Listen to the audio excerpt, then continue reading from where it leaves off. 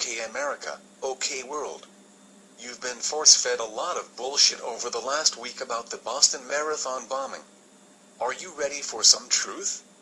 We have been amazed how many people have told us they don't feel right about the whole incident. It doesn't make sense. It's crazy. You know, people, when you feel something like that, it's your bullshit meter going off. Anyone with an ounce of perception and ounce of instinct can feel this whole thing is whack, but maybe you can't put your finger on how or why.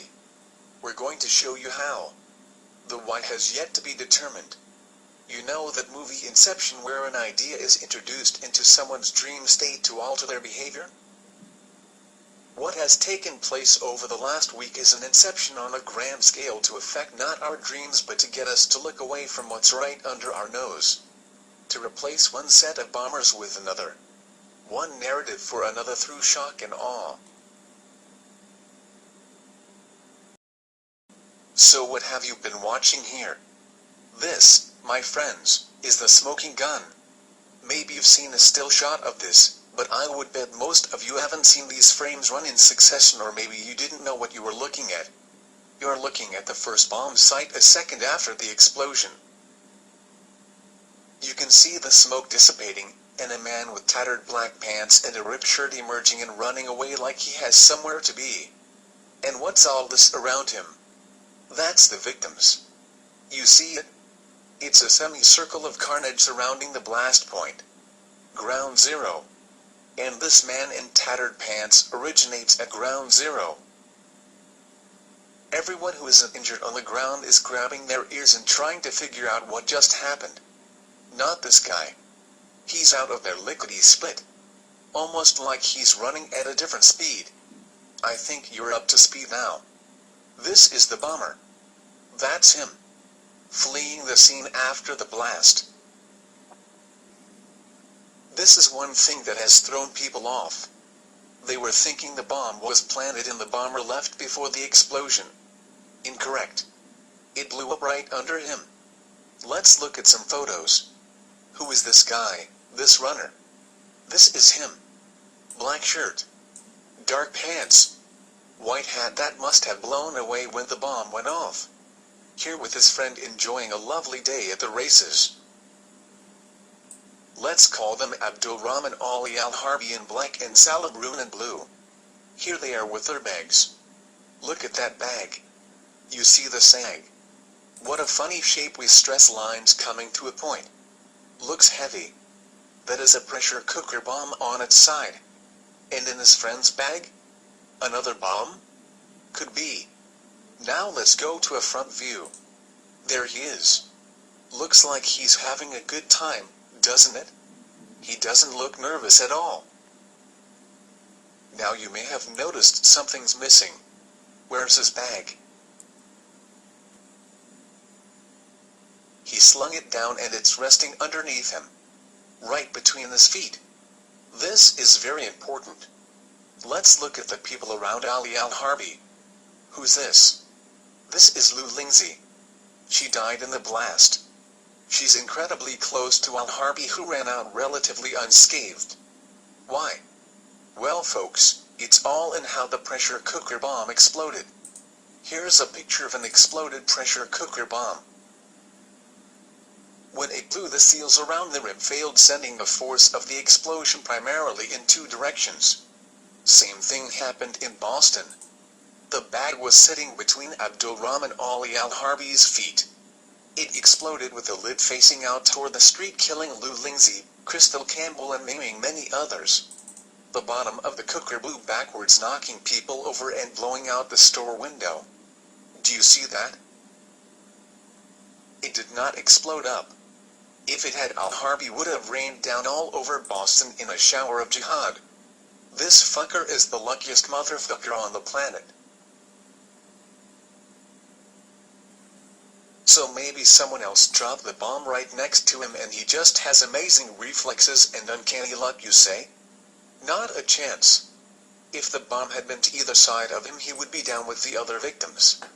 Look at that semicircle of carnage again. The only way he walks away from this is if the bomb is right under him. Allah was smiling on this fucker. Originally we thought he was trying to be a suicide bomber and go out with a bang, but now we believe that assessment is incorrect. This bomb went off early. Homemade shit, folks. Sometimes it surprises you. Both of the bombs were supposed to go off at the same time. Think about it. The other bomb wasn't intended to kill first responders. It was dropped all the way down the street. If you want to get first responders, you leave a bomb close to the site of the first bomb.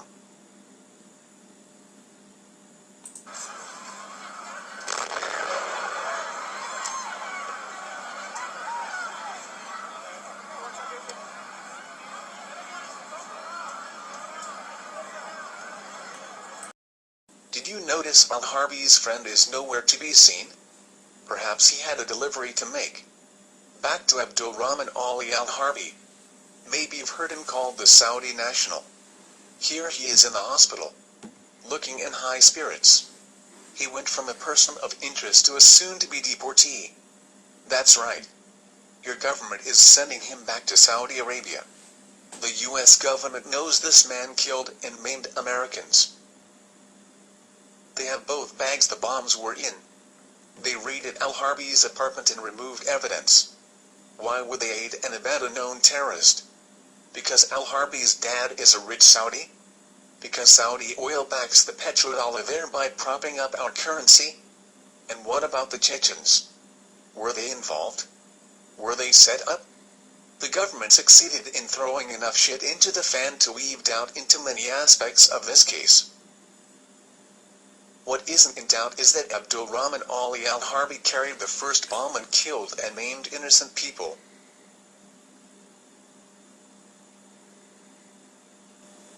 The rest of the week was an elaborate inception to erase these two men from the minds of America and replace them with these two men.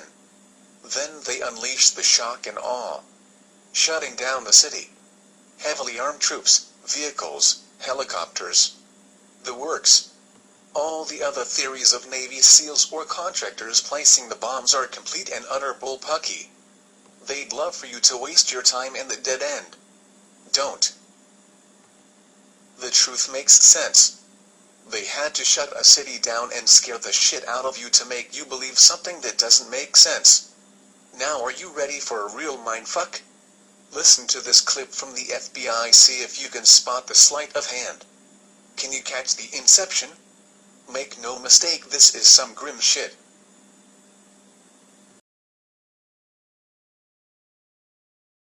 Richard Delorier, and I am the special agent in charge of the FBI's Boston Division. Since Monday's bombings, the FBI and our law enforcement partners have been working around the clock and are fully committed to investigating this matter to bring those responsible to justice. Our collective law enforcement team has pursued thousands of leads and tips. As I said 2 days ago, we are working methodically and with a sense of urgency to identify those responsible for the bombings. Within the last day or so, through that careful process, we initially developed a single person of interest. Not knowing if the individual was acting alone or in concert with others, we obviously worked with extreme purpose to make that determination. The entire force of the federal government, the FBI in Boston, around the world, as well as our partners in the Boston Police, ATF, Massachusetts State Police, and more than 30 agencies of the Boston Joint Terrorism Task Force have set about to ensure that all responsible for the bombings will be brought to justice. More importantly, it was done to ensure the future safety of the city of Boston, the Commonwealth of Massachusetts, and the country.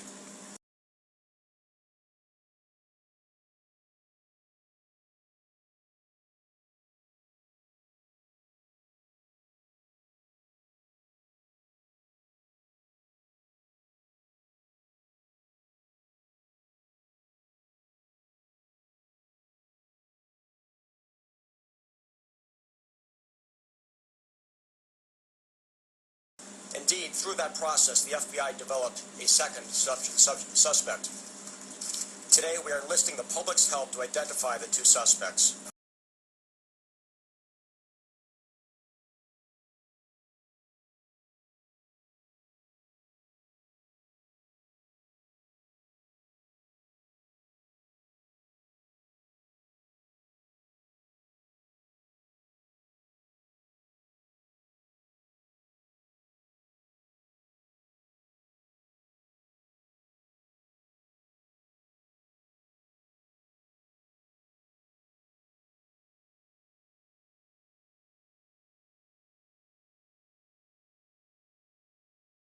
help to identify the two suspects. After a very detailed analysis of photo, video, and other evidence, we are releasing photos of these two suspects. They are identified as Suspect 1 and Suspect 2. They appear to be associated. Suspect 1 is wearing a dark hat. Suspect 2 is wearing a white hat. Suspect 2 set down a backpack at the site of the second explosion, just in front of the Forum restaurant. We strongly encourage those who were at the Forum restaurant who have not contacted us yet to do so.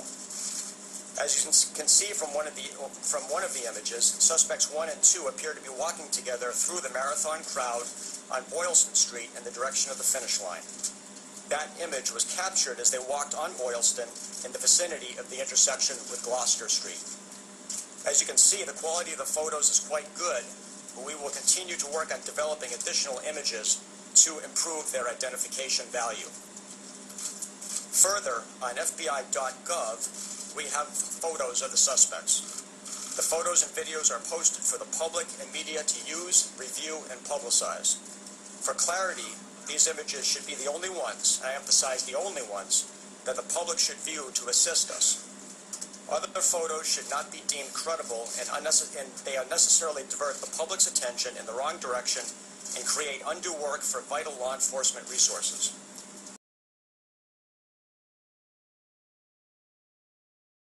For more than 100 years, the FBI has relied upon the public to be its eyes and ears. With the media's help, in an instant, these images will be delivered directly into the hands of millions around the world.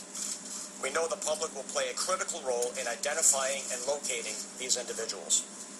Somebody out there knows these individuals as friends, neighbors, co-workers, or family members of the suspects. Though it may be difficult, the nation is counting on those with information to come forward and provide it to us. No bit of information, no matter how small or seemingly inconsequential, is too small for us to see. Each piece moves us forward towards justice. It is extremely important to contact us with any information regarding the identities of Suspect 1, Suspect 2, and their location. We consider them to be armed and extremely dangerous. No one should approach them. No one should attempt to apprehend them except law enforcement. Let me reiterate that caution. Do not take any action on your own. If you see these men, contact law enforcement. If you know anything about the bombings or the men pictured here, please call the telephone listed on the photo arrays. That's 1-800-CALL-FBI. Again, that's 1-800-225-5324. All calls will be kept confidential. We have also established a website for tips that directly relates to the bombing. Please contact us at bostonmarathontips.fbi.gov. Again, that website is bostonmarathontips.fbi.gov. The photos can be viewed on our website, fbi.gov. It is important to emphasize the images from Monday are indelible, and the horror of that day will remain with us forever. This further underscores our obligation to investigate this crime judiciously in order to bring those responsible to justice. The victims and the survivors deserve nothing less.